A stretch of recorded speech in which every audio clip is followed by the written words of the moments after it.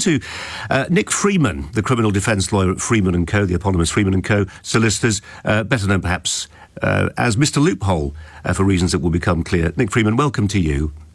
Thank you. Good evening.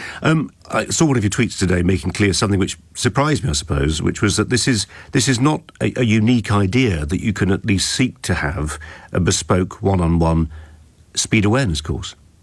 No, it isn't. I've conducted or made the request on behalf of several clients and have indeed been contacted by a course provider and asked if my client, who was very well known, would be prepared to have a one-on-one as opposed to attend with everyone else because of the level of distraction.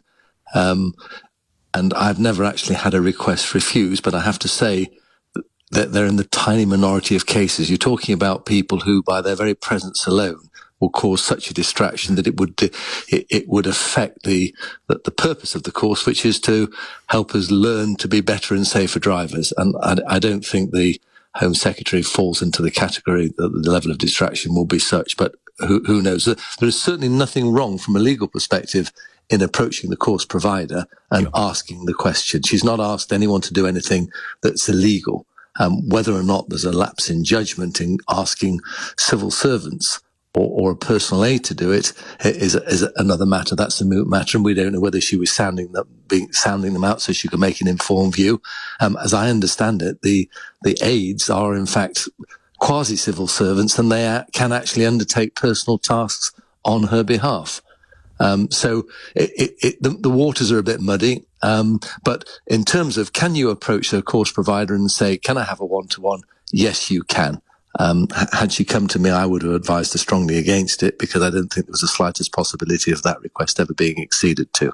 I suppose it's slightly the eye of the beholder. You may be tempted to think I'm one of the holders of one of the great offices of state. Of course, if I turn up, walk into the room to do a speed awareness course, there'll be a ripple amongst the maybe half dozen of the 30 people in the room who recognise me, and that's sufficient to cause, as you say, the distraction that's not good for the learning that's required as part of that course. Yeah, no one benefits from it, and the idea is that we learn to be better and safer drivers. We refamiliarise ourselves with the law of the road, which is a benefit to everybody. But I also think there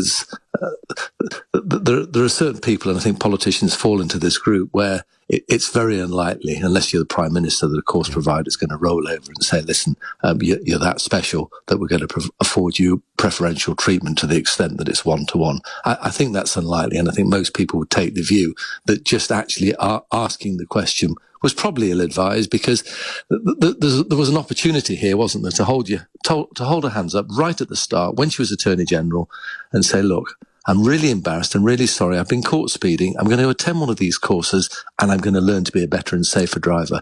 And we then have a politician who was actually behaving in a very non-politician type way. And that will be something that will be applauded. And that there will be no suggestion of any sort of clandestine behaviour, which is what's being suggested now. But it's so difficult without a verbatim recording, without being the fly on the wall who could see what was happening right when this first happened. Because surely our elected officials, who are under enormous pressure from a range of different distractions, both public and private, have every right to turn to their trusted lieutenants and say, I'm not ordering you to do this, but can we just establish whether it is possible, at least, for me to have a one-on-one bespoke speed awareness course? And that to me seems perfectly acceptable. I agree, and there's no reason on this earth why a politician shouldn't be able to avail to themselves the law of the land as it applies to everybody. That just because I'm a politician, there's no reason why I have to disadvantage myself.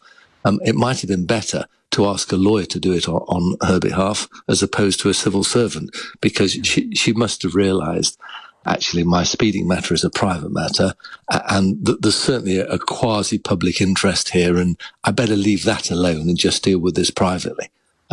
She should have realised that, but she's under enormous pressure, and she's doing a lot of really good work. And I do think people are causing political points here because they don't approve of her policies. But that's my own personal view. To which you're very, entitled, as we all are. Nick Freeman, criminal defence lawyer, thanks so much for your time. Really appreciate it.